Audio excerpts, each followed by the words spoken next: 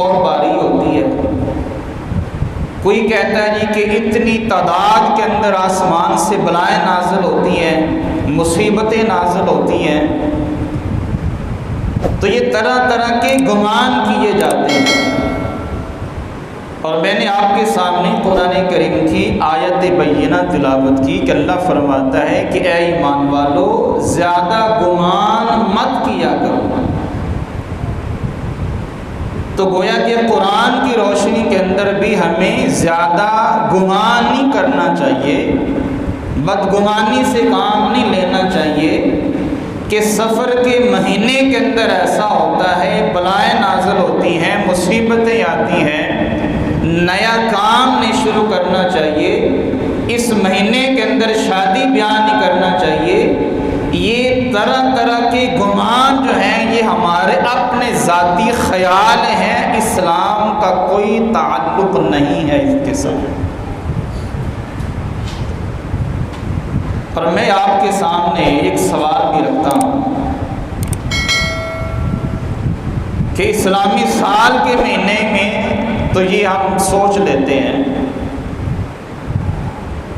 اور یہ اکثریت کا گمان ہے، یہ آپ زیادہ بہتر جانتے ہیں، اکثریت کا یہ گمان ہے کہ بلائیں نازل ہوتی ہیں۔ اب میں آپ سے یہ سوال کرتا ہوں، آپ میں سے کوئی مجھے ضعیف العمر سے ضعیف العمر بھی مجھے یہ بات بتا دے، جس کی عمر 50 سال سے تجاوز کر گئی ہے، 60 سال سے تجاوز کر گئی ہے، 70 سال سے اوپر جس کی عمر ہے، کوئی ایک بندہ مجھ کو یہ بتا دے کہ ساری زندگی کے اندر اس نے کبھی یہ بات سنی ہے کہ جنوری کا مہینہ بھی منحوس ہوتا ہے، فروری کا مہینہ بھی منحوس ہوتا ہے، اور مارچ کا مہینہ بھی منحوس ہوتا ہے۔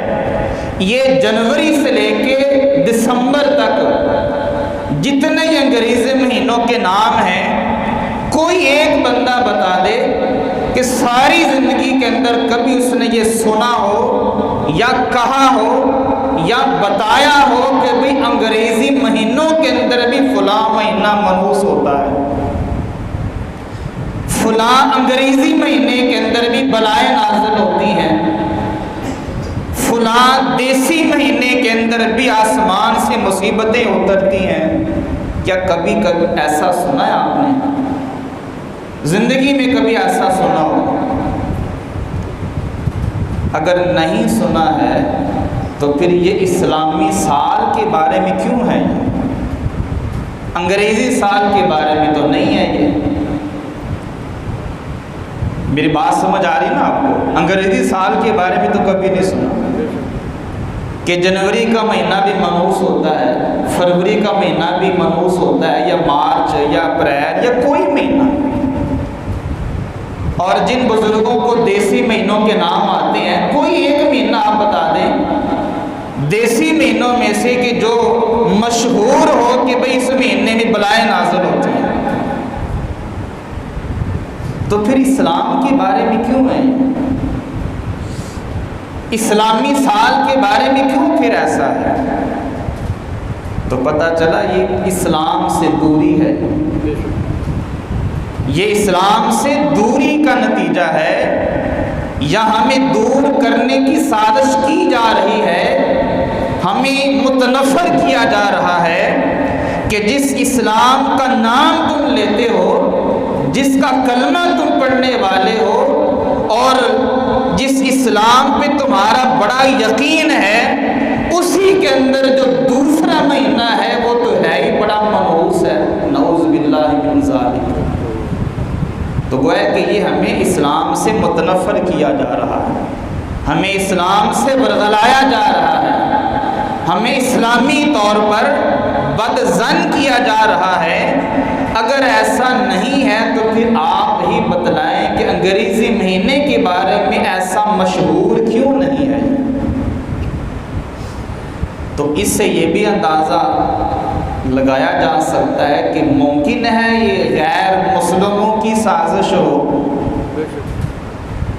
کیونکہ ان کے اپنے جو مہینے ہیں ان کے بارے میں تو وہ نہیں کہتے کہ جی 12 مہینے جو ہمارے ہیں ان میں سے بھی ایک مہینہ منحوس ہوتا ہے، یا دیسی مہینے والے جو ہیں وہ تو نہیں کہتے کہ اس میں بھی ایک مہینہ منحوس ہوتا ہے، تو رہی صحیح کسر اسلام کے اندر پھر کیوں نکالی جاتی ہے؟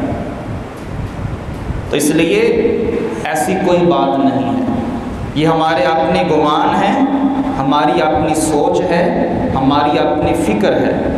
جیسے میں نے پہلے بھی کئی دفعہ یہ بات عرض کی ہے کہ کالی بلی کے راستہ کاٹنے سے کچھ بھی نہیں ہوتا ہے، یہ ہمارا گمان ہے، یہ ہماری سوچ ہے، یہ ہماری فکر ہے کہ ایسا ہو جائے گا۔ تو پھر آپ یہ بھی یاد رکھیں کہ میرے نبی علیہ السلام کی حدیث پاک ہے، فرمائے کہ بندہ اللہ کے بارے میں جیسا گمان رکھے گا اللہ ویسا ہی معاملہ اس کے ساتھ فرمائے گا۔